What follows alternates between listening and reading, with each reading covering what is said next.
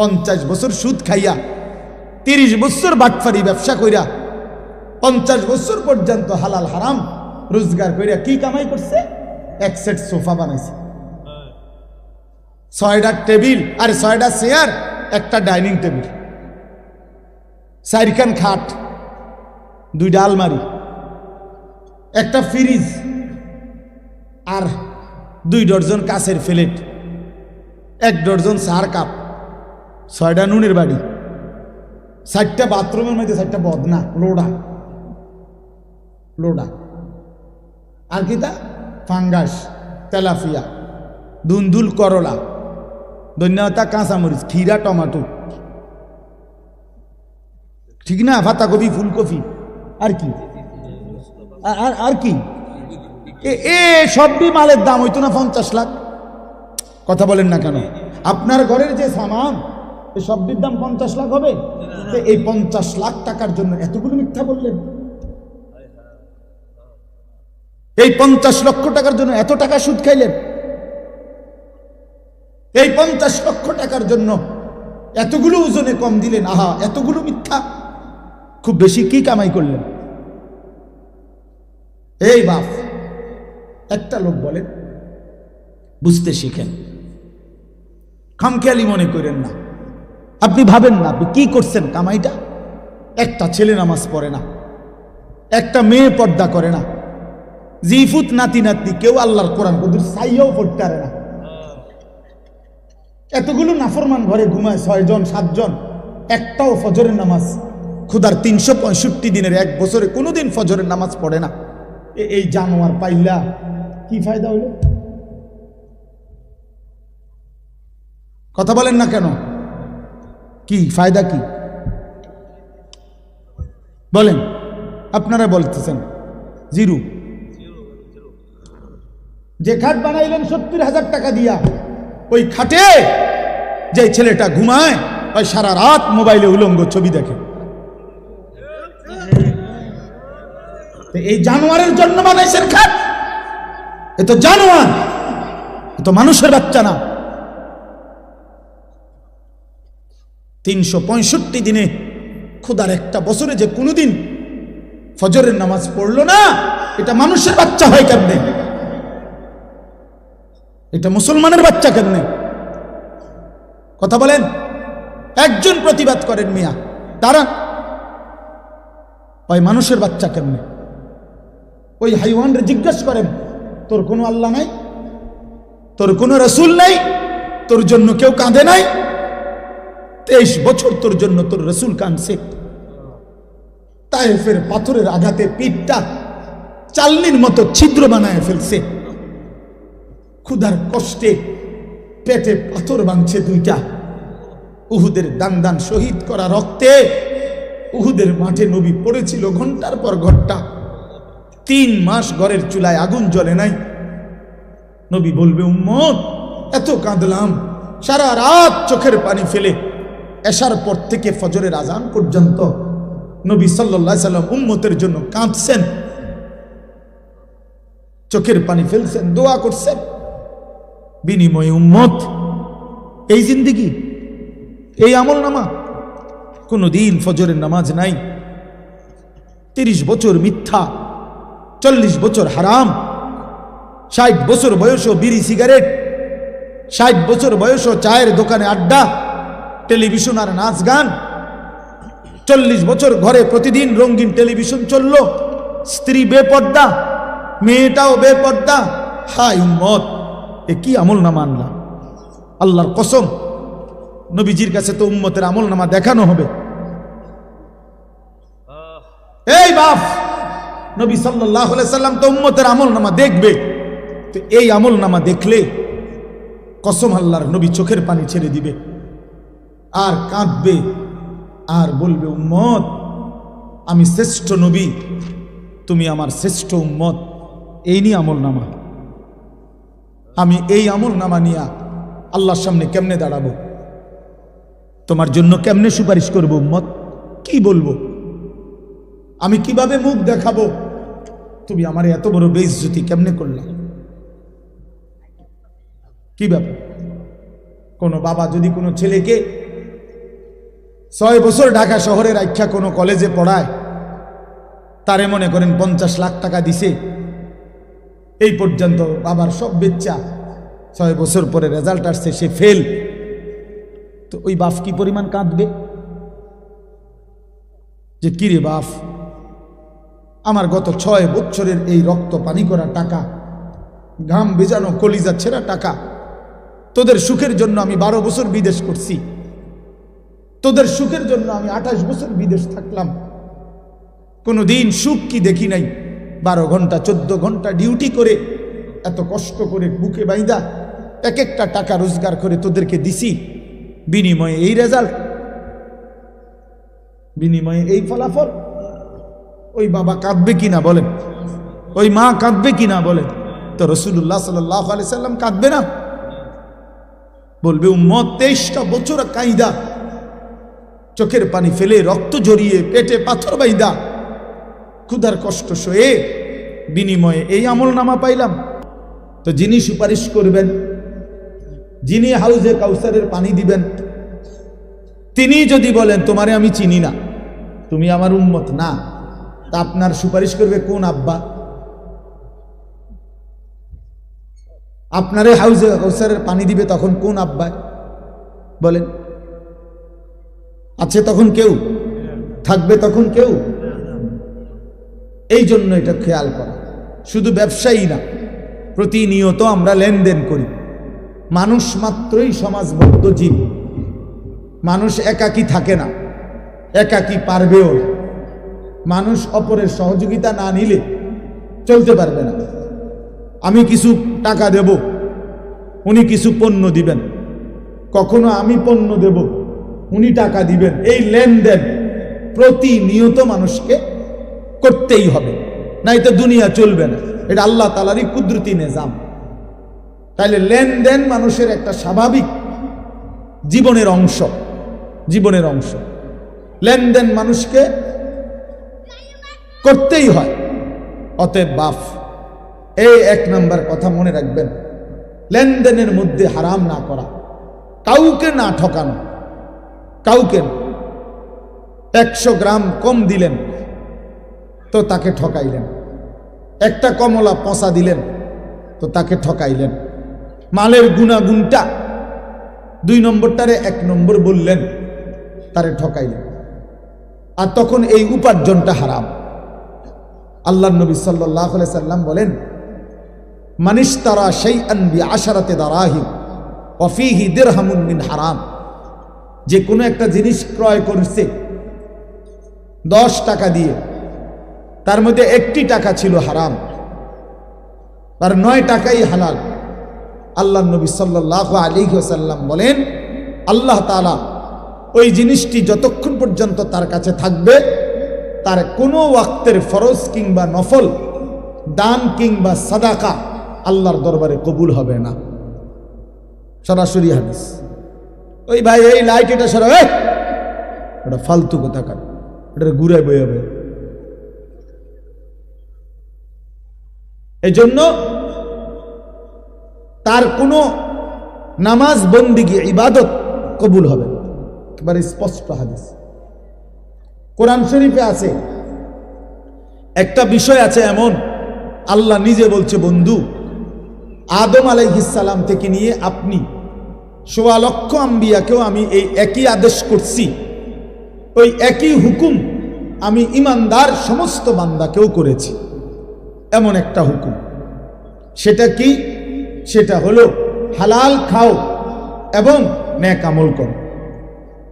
এই কথাইটা যে আগে উপার্জন হালাল, আগে বক্ষণ খাবার হালাল খাও, অতঃপর আল্লাহর ইবাদত করো, এই কথাইটা হুবহু আল্লাহ ১.৫ লক্ষ নবীকেও বলছেন এবং সমস্ত ইমানদার উম্মতকেও বলছেন। কথা বুঝছেন নি আমার? তাহলে এই মুশতারাক হুকুম সমস্ত নবীর জন্য যেই হুকুম, রাসূলুল্লাহ সাল্লাল্লাহু আলাইহি সাল্লাম বলেন, ইন্নাল্লাহ তাআলা আমারাল মুমিনিনা কামা আমারা বিহিল মুরসালিন। আল্লাহ তাআলা রাসূলদেরকে যেই হুকুম করেছেন, হুবহু এই হুকুম ইমানদারদেরকেও করেছেন।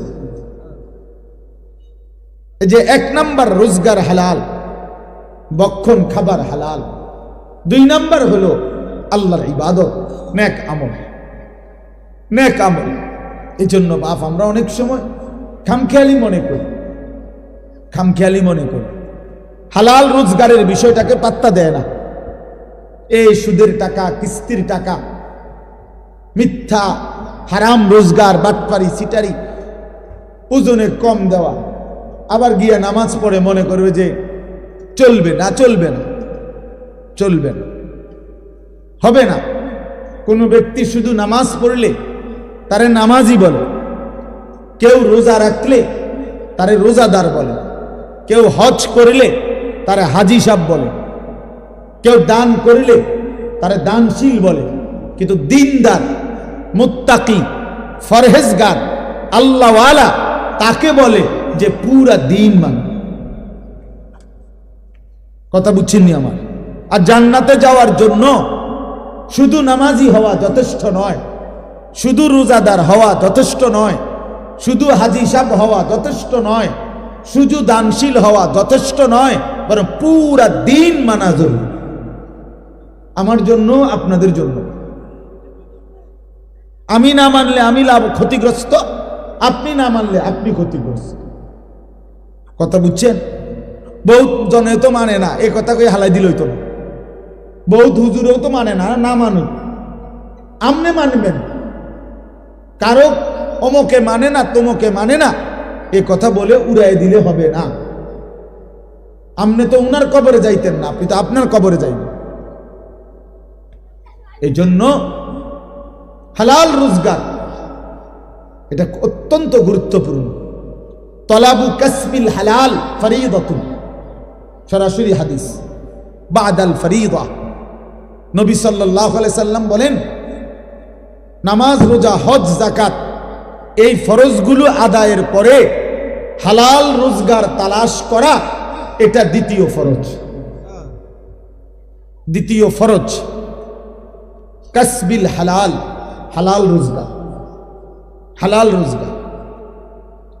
রাসূলুল্লাহ সাল্লাল্লাহু আলাইহি সাল্লামের জামানায় এক ব্যক্তি কাবা ঘর ধরে, কাবার গিলাফ ধরে বহু দূর থেকে সফর করে বালু সালু নিয়া কাবার গিলাফ ধরেছে, আল্লাহর কাছে 2 হাত তুলে দোয়া করতেছিল বিভিন্ন কিছু, ইয়া রব্বি, ইয়া রব, ইয়া রব, আল্লাহ আমার এই দরকার, এই দরকার, এই দরকার। তিরমিজি শরীফের হাদিসের মধ্যে আছে, আল্লাহ নবী সাল্লাল্লাহু আলাইহি সাল্লাম সাহাবীদেরকে বললেন, দেখো তো, মাতামুহু হারাম, মাশরাবুহু হারাম, গুজিয়া বিল হারাম, ফাআন্না ইউস্তাজাবু লা। এই যে লোকটা, সে যা খেয়েছে হারাম, সে যা পান করছে তাও হারাম, তার শরীরের গোস্ত রক্তগুলো যা হয়েছে তাও হারাম। ফাআন্না ইউস্তাজাবু লাহু, তাহলে কিভাবে তার দোয়া কবুল হবে? যদিও সে কাবার গিলাফ ধরে রাখছে, যদিও সে আল্লাহর ঘরের সামনে। তো রাসূলুল্লাহ সাল্লাল্লাহু আলাইহি সাল্লাম যদি বলেন হারাম করে দোয়া কবুল হয় না, তা আপনি গাছ ধরে নি দোয়া কবুল করাবেন? কথা বলেন না?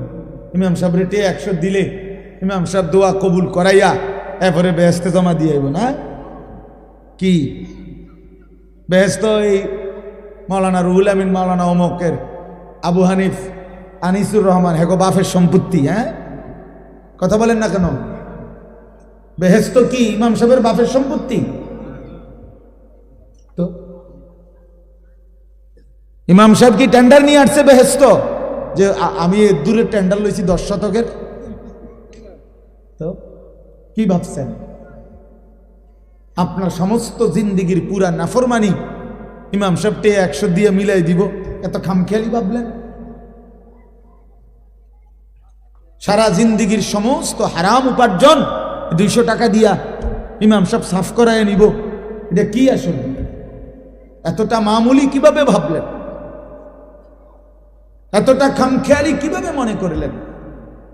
এত এর আল্লাহ নবী সাল্লাল্লাহু আলাইহি ওয়াসাল্লাম বলছেন, লা ইয়াদখুলুল জান্নাতা জাসাদুন গুজিয়া বিল হারাম। ওই দেহ জান্নাতে প্রবেশ করবে না যে দেহের গোশত, মাংস, রক্ত হয়েছে হারামের দ্বারা। আল্লাহর কসম, এটা হাদিস। নবী সাল্লাল্লাহু আলাইহি সাল্লাম বলছেন।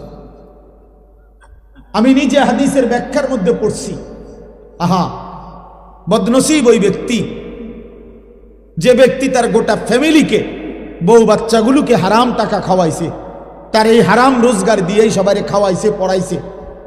তো হাদিসের ব্যাখ্যায় মুহাদ্দিসিনে কেরাম বলে, এই হারামখোর, এই নাফরমান নিজের জন্য জান্নাত বরবাদ করলো, পুরা ফ্যামিলির জান্নাতও বরবাদ করে দিল, পুরা ফ্যামিলির জান্নাত বরবাদ করে দিল, সবার জান্নাত বরবাদ করে দিল। এই জন্য বাবা, আপনি যদি মনে করেন ইসলাম শুধু নামাজ না, ইসলামের গুরুত্বপূর্ণ ইবাদত নামাজ, কিন্তু ইসলাম শুধু নামাজ না, ইসলামের গুরুত্বপূর্ণ ইবাদত রোজা, কিন্তু ইসলাম শুধু রোজা না, ইসলামের অত্যন্ত গুরুত্বপূর্ণ ইবাদত হজ, কিন্তু ইসলাম শুধু হজ না, শুধু হজ না, ইসলাম পুরা দিন মানা। ইয়া আইয়ুহাল্লাযীনা আমানু দুখুলু ফিস-সিলমি কাফা, পুরা দিনে প্রবেশ কর। আল্লাহ বলছে 100। এই জন্য আমি আপনাদের কাছে এই প্রথম কথা এটা বললাম, কেউ, আমিও আপনিও নিয়ত করেন কাউকে ঠকাবেন না, বলেন ইনশাআল্লাহ। এটা অনেক বড় জঘন্য, অনেক বড় নিকৃষ্ট মানসিকতা, নিকৃষ্ট মানসিকতা। এবার আসেন এই আয়াতের, এই শব্দের আরেকটু ব্যাখ্যা, সেটা হলো তাতফিফ, মানে বান্দার হক আল্লাহর হক কোনো কিছুতেই কমতি না করা, ঘাটতি না করা, এটা তাফসীর আছে।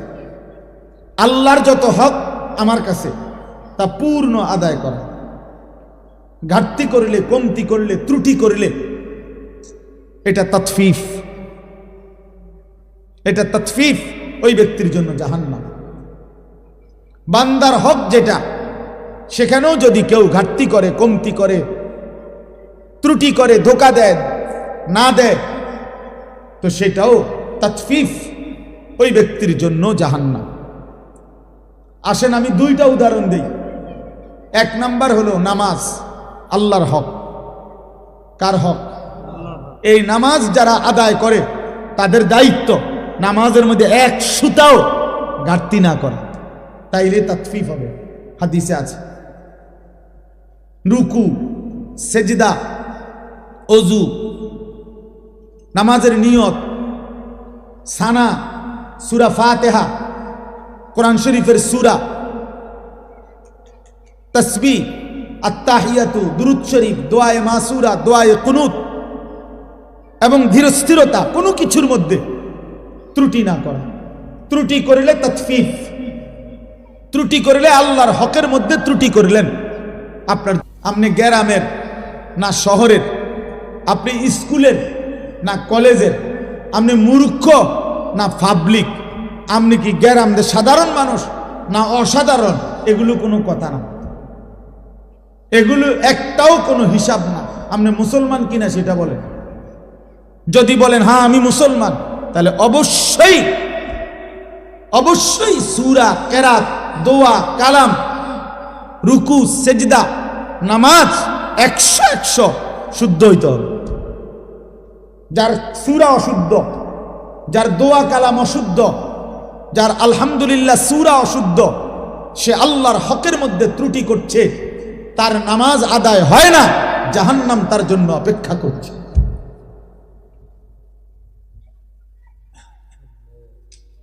আপনি স্কুলে পড়ছেন না কলেজে পড়ছেন, আপনি বুঝেন, এটা আমার বুঝার বিষয় না, আমারটা বুঝাই দেন, ইসলাম বুঝাই দেন, নামাজ বুঝাই দেন, সূরা কেরাত বুঝাই দেন, করতে আইছেন সেটা পরের কথা। কথা বুঝেন নাই?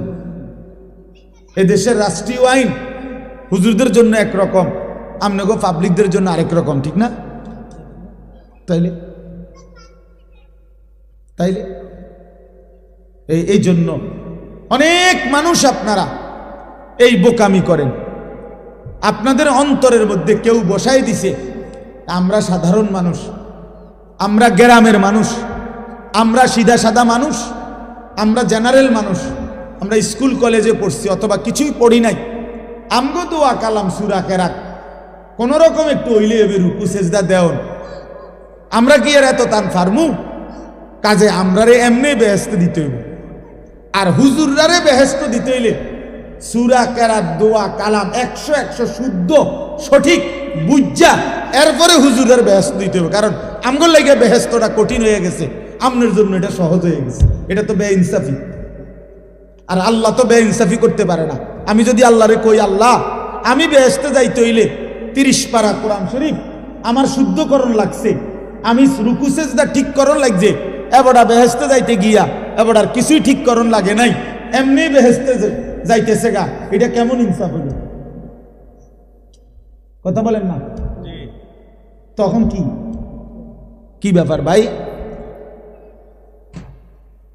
এই জন্য সাবধান। আবু হানিফ ভাই এটা বলতেছিল যে কেমন মুমিন হলেন, আল্লাহর কোরআন শুদ্ধ পড়তে পারেন না।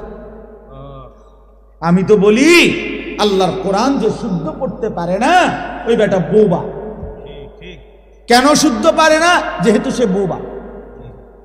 বাস্তব মূলত এ বেটা বোবা দেখতে পারে না, এর কথা কইতে জানে না। বলে না আমি তো কত কথা শুনি না, এগুলো কথা না, এগুলো ছাড়াও দুনিয়া চলত। বাকি যত কথা বলে মানুষ, এগুলো না বললেও দুনিয়া ভোগ করা যাইতো। যার প্রমাণ বোবা নিজে। যারা বোবা মানুষ তারা ভাতও খায়, বোবা মানুষ পেশাব পায়খানাও করে, বোবা ঘুমও যায়, বোবা বিয়েও করে, বোবার বাচ্চাও হয়। আমার তো তাইলে হেঁটে কেমনে দুনিয়া ভোগ করে? কথা বলেন। তাহলে বুঝা গেল কথা না বলিয়েও দুনিয়া কি করা যায়, কত সচেতন। তাইলে আর আমনে কথা কইয়া লাভ হইল কি? আপনারে জবান দিল কেন? তাইলে বাতের লাগে তো হেবেটা ভাত খায় কেমনে? আপনারে জবান দিল কি লেগে? হতনের লাগে তো হেইতে হতে কেমনে বলে? ওই অন্ধ লোক দুনিয়া ভোগ করে কিভাবে? ওই বধির লোক দুনিয়া ভোগ করে কিভাবে? এই জন্য বাপ আল্লাহর হক অনেক, এত রাত আমি সব বলা যাবে না, একটাই বলবো, নামাজ। রুকু দেন, আপনাদের অনেক বয়স্ক লোক আছেন, রুকু দিয়া মাথা একটু উঠাইয়া আরেকটা সেজদা জায়গা, বাটপার, এই বুড়া বাটপার মনে রাখছেন, 1 নাম্বার বাটপার, বাটপার।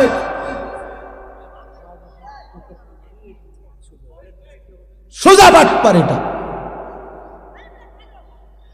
পুরা মেয়ে সাদওয়ানে হাবড়ার কুদনের ঠেলা কথা কম যায় না কারণ এনাই হাবড়ার কুয়ানি ধরে মসজিদ আইয়াক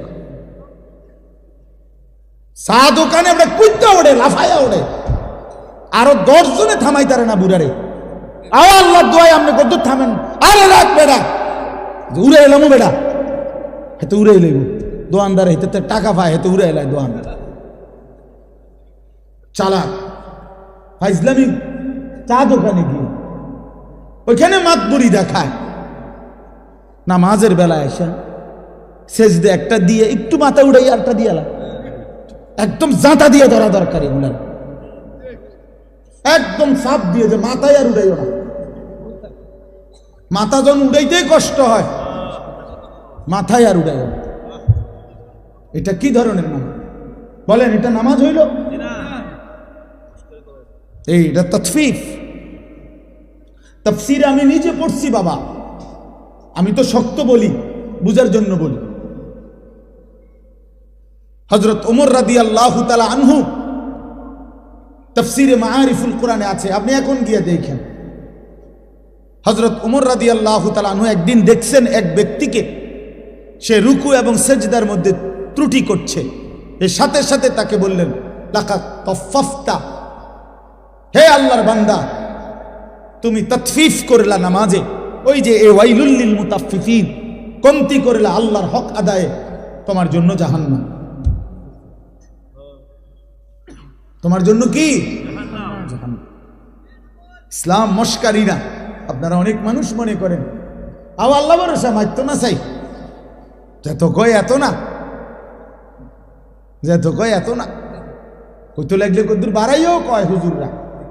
আচ্ছা বাড়াইয়ে কইলাম, ধরেন মনে করেন আমি যেদূর বাড়াইয়ে কইছি তার অর্ধেক, তো অর্ধেক ফিটা লইতে পারবেন তো?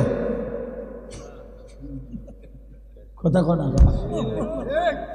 বোঝেন নাই, মনে যে তো কই এত না, ঠিক আছে আচ্ছা অর্ধেক, তো অর্ধেক ফিটা লইতে পারবেন তো? তো তাইলে তো বলেন না অর্ধেক লইতে পারবেন জিগান, তো যত কয় অত না, মানে বাস্তবিক কথা এটাই ঠিক। হুজুররা যত কয় অত না মানে হইল আল্লাহর কসম, আসলেই এটাই কথা। আমরা যত বলি তত না, বরং তার চাইতে কোটি গুণ বেশি। জাহান্নামের বর্ণনা কোনো আলেম পুরা দিতে পারবে না, জান্নাতের পুরা বর্ণনা কেউ দিতে পারবে না, বরং তার চাইতে কি বেশি, অনেক বেশি। তো যত কয় তত না মানে এটা এদিক দিয়া না হেদিক দিয়া, এটার অর্থ। আপনি হাদিস শুনেন, একটা হাদিস শুনাই। আল্লাহ নবী সাল্লাল্লাহু আলাইহি সাল্লাম বলছেন, কোরআন শরীফের একটা আয়াত আছে, ওয়া আম্মা মান খাফফাত মাওয়াজিনুহু ফাউম্মুহু হাওিয়া ওয়া মা আদরাকা মা হিয়া নারুন হামিয়া।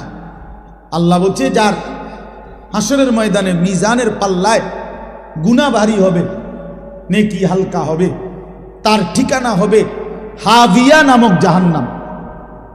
জাহান্নামের মধ্যে 7টার মধ্যে একটার নাম হাবিয়া, হাবিয়া জাহান্নাম। তো আল্লাহ নবীজিকে নিজে বলতেছে, ওমা আদরাকা মা হিয়া, বন্ধু আপনি জানেন এই হাবিয়া জাহান্নামটা কেমন? তো আল্লাহ তাআলা নিজেই বলতেছেন নারুন হামিয়া, সবচেয়ে গরম উত্তপ্ত জাহান্নাম। এবার উত্তাপটা কেমন নবীজি এবার ব্যাখ্যা দিছে, এটার তাফসীরের মধ্যে আছে।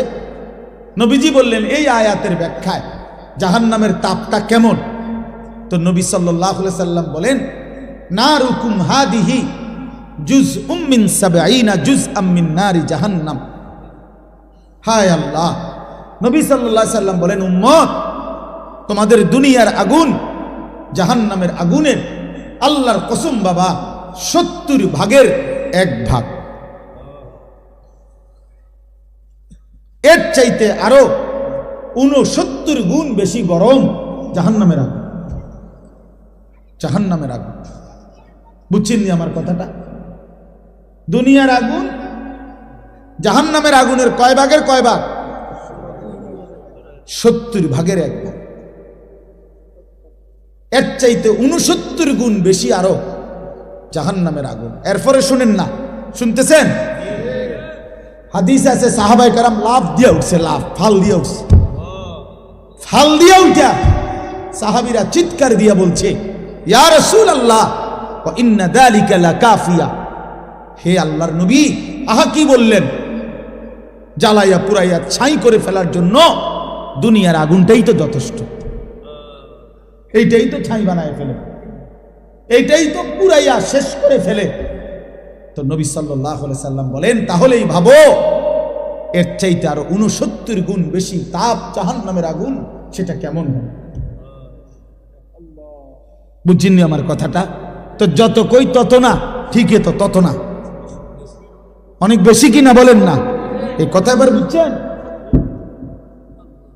আল্লাহ তাআলা বলছেন আমার বান্দার জন্য আমি যে জান্নাত বানাইছি, মা লা আইনুন রাআত, এত সুন্দর কোনো চোখ দেখে নাই, ওয়ালা উযুনুন সামিআত, এত সুন্দর কোনো কান শুনে নাই, ওয়ালা খাতারা আলা কলবি বাশার, কোনো অন্তর জান্নাতের বিস্তৃত সৌন্দর্য কল্পনাও করে নাই।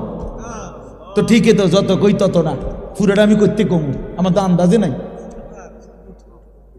বুঝেন নাই কথা? আমি পুরোটা বলবো কেমনে? তাহলে জান্নাতের বর্ণনাও আমরা যত কই তত না, তার চাইতে বেশি। জাহান্নামের বর্ণনাও আমরা যত কই তত না, বরং তার চাইতে বেশি। খামখেয়ালি করেন না, খামখেয়ালি মনে করেন। হাসরের ময়দান মামুর বাড়ি না, হাসরের ময়দান নানার বাড়ি না, চাঁদওয়ানের পণ্ডিতি না, গ্রামের মাতবরিরা এতেরে হেতেরে ঠেলাঠেলি করা না। হ্যাঁ, আখেরাত হিসাবের ময়দান, হিসাবের ময়দান। দয়া করে অনুরোধ করলাম, দয়া করে অনুরোধ করলাম, আমার চিন্তা আপনি করেন না, আপনি চিন্তা করেন, নিজের ফিকির করেন, নিজের ফিকির করেন। কোন আলেমের পিছনে সারাদিন পেরেশানি করেন না। যাকে আল্লাহ এলেম দিছে তাকে আল্লাহ তাআলা দয়া করছে, নিজের ফিকির বানান। আহা, আমার কি হবে, আমার কি হবে, আমার কি হবে। কোরআন শরীফে আছে, তাফসিরে শুনেন মিয়া, আল্লাহ তাআলা যেদিন এই আয়াত নাজিল করছে জাহান্নামের কথা বলতে গিয়ে, আল্লাহ তাআলা বলছে, আচ্ছা এগুলা কি বাচ্চা, এগুলা আমি বুঝলাম না, এই অপদার্থ এগুলা করতে গাইল, বুঝের কোনো ছেলে নাই যে এই বাচ্চাগুলো থামানো যায়? আহা, মানে ওই খিচুড়ি খাওয়াইব, খিচুড়ি খাওয়াইব না, এই কিছু একটা খাওয়াইব, এই জন্য এই কাবজা। এই রাতের 3টাও যদি বাজে, ভিতরেও বসবে না, কথাও শুনবে না, বাইতো যাইত না। আফসুসের ব্যাপার। আরে ভাই, তো আল্লাহর দেওয়া মেহমানদারি, কিছু হলে তো হলোই, তো তাই বলে কি চিৎকার চেঁচামেচির কি অর্থ আছে?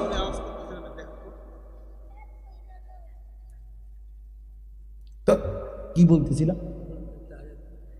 হ্যাঁ, মাশাআল্লাহ, আল্লাহ তাআলা যেদিন এই আয়াত নাজিল করছে, ওয়াকুদুহান নাস ওয়াল হিজারা, আমার কথা শুনেন বাবা, আল্লাহ বলছে, হে নবী শুনেন, জাহান্নামের আগুন লাকড়ি হবে, মানুষ এবং পাথর। মানুষ ফেলবে, আগুন আরো উত্তাপ হবে, পাথর ফেলবে, আগুন আরো উতরাইবে। তো এই আয়াত যখন নাজিল হয়েছে, একজন সাহাবী ছিলেন বিখ্যাত, হযরত সালমান ফারসি রাদিয়াল্লাহু তাআলা আনহু, আপনারাও নাম শুনছেন। এই সাহাবী এই কথা শুনে একটা চিৎকার দিয়া কাঁদতে কাঁদতে বাড়ির থেকে দূরে একটা পাহাড়ের উঁচু জায়গা এক কোনায় 3 দিন একটানা শুধু নামাজ আদায় করছে, আর বাকিটা টাইম চোখের পানি ফেলে শুধু কাঁদছে, আর এই এক বাক্য বারবার বলছে, হায় জাহান্নামের আগুনের লাকড়ি হবে মানুষ, আমি যদি হই সেটা আমার কি হবে। 3 দিন পরে নবী সাল্লাল্লাহু আলাইহি সাল্লাম সাহাবীদেরকে জিজ্ঞেস করছে, সাহাবীরা আমার সালমান কোথায়, তাকে তো দেখছি না। সাহাবীরা খুঁজতে খুঁজতে তালাশ করে ওই পাহাড়ের উঁচু জায়গা থেকে ওনারে ধরে আনছে, আইনা নবীজির সামনে আইনা বলছি, ইয়া রাসূলুল্লাহ, সালমান তো সেখানে বসে কাঁদতেই আছে আর বলতেছে, হায় জাহান্নামের আগুনের লাকড়ি হবে মানুষ, আমি যদি হই আমার কি হবে। এ কথা বলে শুধু কাঁদতেছে। আল্লাহর নবী সাল্লাল্লাহু আলাইহি সাল্লাম বললেন, সালমান কি হলো? বলছি, ইয়া রাসূলুল্লাহ, এই আয়াতের ভয় আমার তো চোখের পানি বন্ধ হইতে দিচ্ছে না, আমার তো ভয় হচ্ছে, আমি তো থামতে পারতেছি না, আমি যদি জাহান্নামের লাকড়ি হই আমার কি হবে। আল্লাহর কসম, তখন নবী সাল্লাল্লাহু আলাইহি সাল্লাম বলছে, সালমান আমি রাসূল সাক্ষ্য দিলাম, জান্নাত তোমার অপেক্ষা করছে, জান্নাত তোমার অপেক্ষা করছে, তুমি থামো। তো তিনি কান্না থামাইছে। আপনি আমি মস্কারি মনে করেন, আপনি মস্কারি আর কি মনে করেন? বিড়ি খাইতে খাইতে কথা কয়, বিড়ি খাইতে খাইতে কথা, মানে কথা যে বলে মনে হয় যেন কোনো পাত্তাই নাই, পরোয়াই নাই, বুঝেন না কথা? কি মনে করছেন আখেরা, পরকাল, হাসরের ময়দান? আল্লাহ আমাদেরকে বুঝ দান করেন। চলে তাইলে আল্লাহর হক আমি এক রাতে তো সব বলা যাবে না, কিন্তু এটা বুঝাইতে চাইছি, নামাজ, রুকু, সেজদা, নিয়ত, সানা, সূরা ফাতিহা, অন্য সূরা মিলানো, তাশাহুদ, দুরুদ শরীফ, দোয়ায়ে মাসুরা, দোয়ায়ে কুনুত, সব কিছু 100 সঠিক হইতে হবে, শুদ্ধ হইতে হবে, শতভাগ। কোনো রকম হইলে হবে না। ইসলামে কোনো রকম কিছু নাই, একেবারে একটা বস্তু কোন রকম বলতে ইসলামে কি সেটা কি?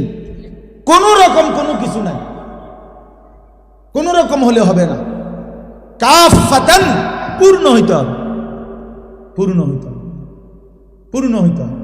এই জন্য একটা জিনিস জরুরি, যদি মনে থাকে মনে রাখবেন, যেই কোনো নেক আমল আল্লাহর কাছে কবুল হওয়ার জন্য দুই জিনিস বাধ্যতামূলক, জরুরি, লাজেম। এক, ওই আমলটি বিশুদ্ধ হওয়া, নবী সাল্লাল্লাহু আলাইহি সাল্লামের হুবহু তরিকা মতো হওয়া, এটাই বিশুদ্ধতার মাপকাঠি। আর দুই নাম্বার, আল্লাহর জন্য হওয়া। প্রথম হলো নবী সাল্লাল্লাহু আলাইহি সাল্লামের শতভাগ তরিকা মতো হওয়া, দুই নাম্বার আল্লাহর জন্য হওয়া। তাহলে সেটা আসমানে পৌঁছবে, আল্লাহর কাছে কবুল হবে। এজন্য নামাজ তো পড়লেন আল্লাহর জন্যই, কিন্তু পড়লেন তো ভুল, অশুদ্ধ, তো হবে না, লাভ হবে না। পড়লেন তো শুদ্ধ, কিন্তু মানুষের দেখানোর লাগিয়া, আল্লাহর জন্য না, তাইলেও হবে না। দুইটা একসাথে হইতে হবে, বিশুদ্ধ হওয়া, আল্লাহর জন্য হওয়া। কোন কি কইছি? কোন আল্লাহর জন্য বিশুদ্ধ হওয়া, আল্লাহর জন্য। বিশুদ্ধ হবে কিভাবে? রাসূলুল্লাহ সাল্লাল্লাহু আলাইহি সাল্লামের হুবহু তরিকা মতো, তরিকা মতো। এই জন্য আপনাদের কাছে অনুরোধ, এই আয়াত সূরা থেকে আমি বললাম তাতফিফ, এটা গুরুত্বপূর্ণ বিষয়। হয় ইমাম মালিক রাহমাতুল্লাহ আলাইহি বলছেন, লিকুল্লি শাইইন ওয়াফাউন ওয়া তাতফিফুন, প্রত্যেক বিষয়ের একটা আছে পূর্ণ আর একটা আছে ঘাটতি, কমতি। ইসলামের মধ্যে কোনো আমল যেন ঘাটতি না হয়, পূর্ণ হইতে হবে, পূর্ণ হইতে হবে। আল্লাহ আমাদেরকে তৌফিক দান করেন। দ্বিতীয় কথা হইল বান্দার হক, এটার মধ্যেও কমতি না করা, ঘাটতি না করা। এখানে আমি শুধু একটা উদাহরণ বলি, সেটা হলো আপনজনের হক, আপনজনের হক বঞ্চিত না করা, ঘাটতি না করা। তাইলে ওই লোক জালেম, ওই লোকের জন্য জাহান্নাম। যারা আপন বোনের সম্পদ দেন নাই, আপনার জন্য জাহান্নাম। যারা আপন ফুফুর সম্পদ দেন নাই, আপনার জন্য জাহান্নাম। যারা আপন ভাইয়ের সম্পদ দেয় নাই, তাদের জন্য জাহান্নাম। যারা আপন স্ত্রীর মোহর আদায় করেন নাই, তাদের জন্য জাহান্নাম অপেক্ষা করছে। বান্দার হক এগুলো। কার হক? বান্দা। আরো আছে, একটাই বললাম, বান্দার হক কমতি করা যাবে না, কমতি করা যাবে। আপন বোন বাবার মৃত্যুর পরে ঠিক যা পায় তা পুরো দিতে হবে, শরীয়ত যেভাবে বলছে। এনে ৯০০ করার, বাটপারি সিটারি করার কোনো সুযোগ নেই। আপন স্ত্রীর মোহর আদায় না করার কোনো সুযোগ নেই। আপন ভাইয়ের, বোনের, ফুফুর ইত্যাদি সম্পদ ৯০০ করার কোনো অধিকার নেই। ওই লোক জালেম, ওই লোক একেবারে নিকৃষ্ট, একদম নিকৃষ্ট, একদম পচা মানুষ, একেবারে শ্রেষ্ঠ জালেম, যে আপন জনের হক নষ্ট করে, আপন জনের হক নষ্ট।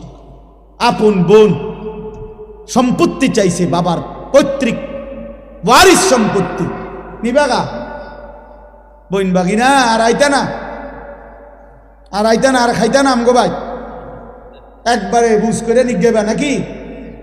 সারা জীবন বড় করলাম, ভাই হিসাবে আদর করলাম, বিয়ে শাদি দিলাম, অনার বাইছিল না, জালেম। এই ডাকাত কি কইল? বেটা তো বোনের ব্যাপার বল, তুমি বেটা ডাকাত, তুমি এটা কি বললা? এটা সে বুঝাইতে চাইল যে এই গ্রামের যেই কোনো মানুষ আমার বাড়িতে ভাত খাইতে হইলে খাইতে পারবে এমনি, কিন্তু আপন বোন আর বাগিনা তারা যদি আমার বাড়ির দুগা ভাত খাইতে হয়, জমি দিয়া খাইতে হইবে। কথা বুঝেন নাই? জমি নিতে না, তোমরা তোমরা না আইবা পরে ভাত খাইবা। কত বড় নিকৃষ্ট জালেম বেটা! তোর গ্রামের কত মানুষ তোর ঘরে খায়, কই তারা তোর জমি দিয়ে খাইছে, তো তুমি আপন বোনের বেলায় এটা কইলা কেন? আপন বোনের বেলায় এটা বললা কেন? আপন বোনের হক দিলা না কেন? কার জন্য আটকাইলা? ওই ছেলে মেয়ের জন্য? ওরা তোমারে মনে রাখবে?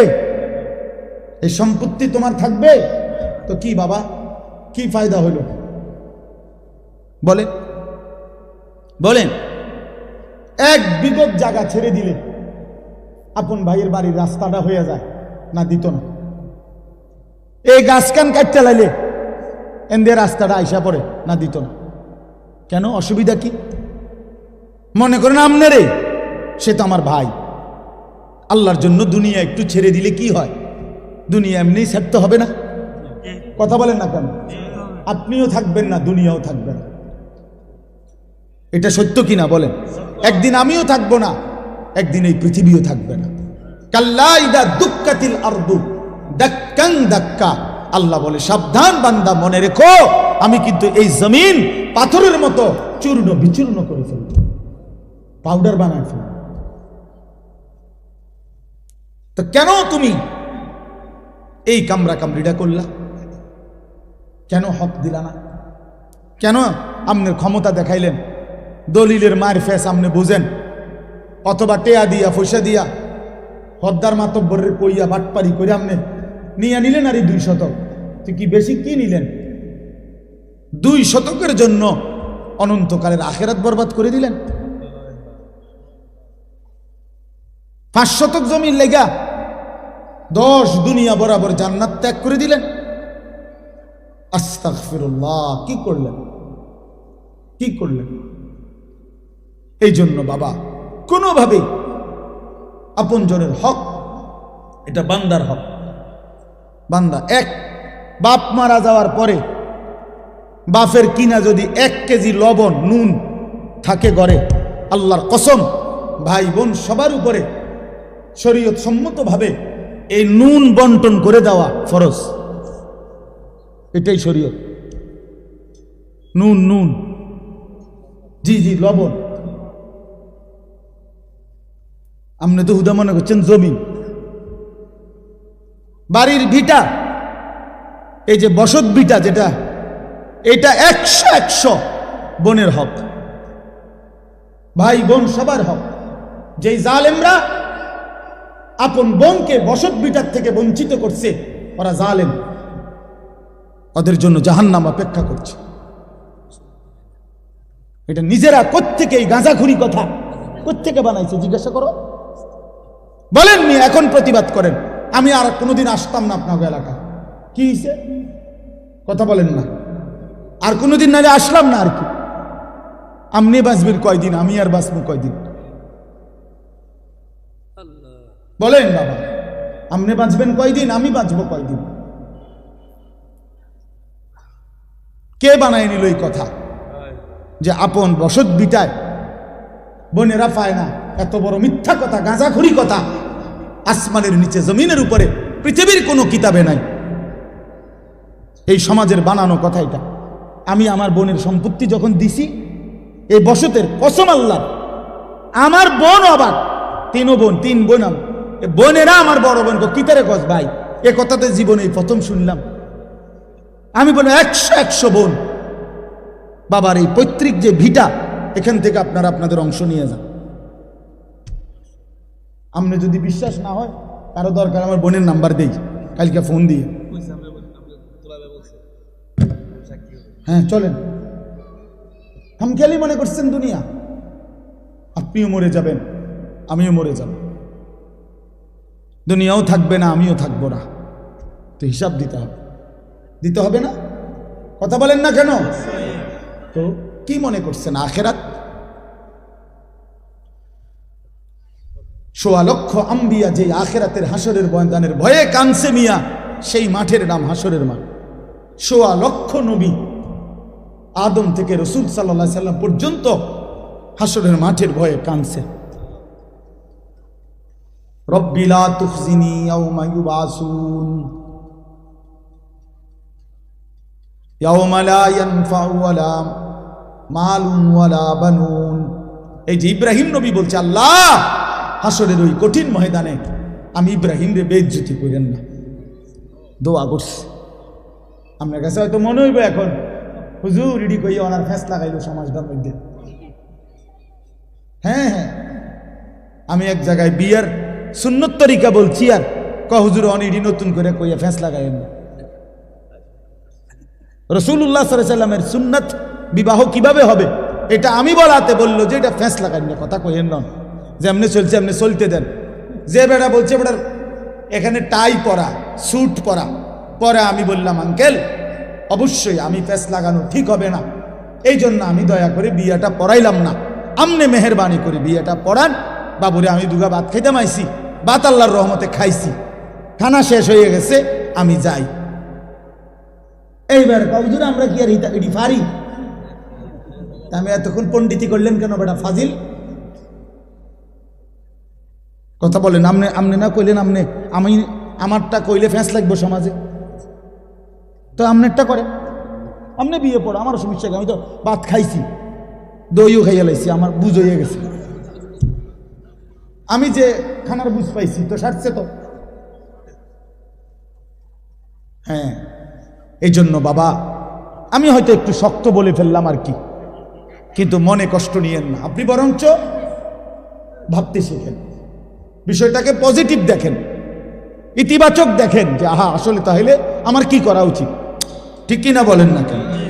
5 শতক জমি কমে গেলে জিফুত মরতো না, আখেরাত বাইচা যাবে। 10 শতক জমি কম পাইলে সন্তান মরবে না। আমরা 5 ভাইয়ের জন্য আমার বাবা কোনো ঘর করে দিয়ে যায় নাই। 2008 সালে আমার আব্বা ইন্তেকাল করছে, 2009 সালে না 2015 সালে, 2015 সালে, আর এখন 2024, 9 বছর। এই 9 বছর আগে আমার আব্বা ইন্তেকাল করছে, যখন আমরা 5 ভাইয়ের কারো কোনো ঘর ছিল না। কিন্তু এই 9 বছরের ব্যবধানে বাবার ইন্তেকালের পরে আমরা 5 ভাইয়েরই আলাদা আলাদা জমি কিনা বিল্ডিং আছে, আলহামদুলিল্লাহ। তাহলে বাফ করে দিয়ে যায় নাই বলে সন্তান করতে পারবে না, এটা কোনো কথা না। বরং 5 জনের আমার সব ভাই কোনো ওয়াজ করে না, সব ভাইয়ের আল্লাহ তৌফিক দিছে আলাদা আলাদা। তাইলে আমি আপনাদেরকে বুঝাইতে চাই, আপনি কেন হারামের মাধ্যমে সুদ দিয়া, ঘুষ দিয়া, বাটপারি, সিটারি কইরা, মিথ্যা বইলা, দলিলের মধ্যে 2 নম্বরই কইরা, আমনে এতেরে দিয়া হেতেরে দিয়া ওইতেরে দিয়া ওইতেরে দিয়ে এতগুলো বাটপারি কইরা, আহা বান্দা, আয় আল্লাহর বান্দা, কার জন্য রাইখা গেল? নিজের আখেরাত বরবাদ করে দিলা। কার জন্য রাইখা গেলে এই 10 শতক জমি? এত সিটারি করলা, এতটি দলিলের মধ্যে এতগুলো ফ্যাঁস লাগাইয়া একদ্দুর জমি উদ্ধার করলা, বিনিময়ে আজ কার জন্য রেখে যাচ্ছ? তোমার না বলে? কবরে যাওয়ার দিন নাফরমান নিচ্ছ না কেন জমি? এই নাফরমান, এই না বলে তোর 10 শতক জমি নেছ না কেন? এগুলো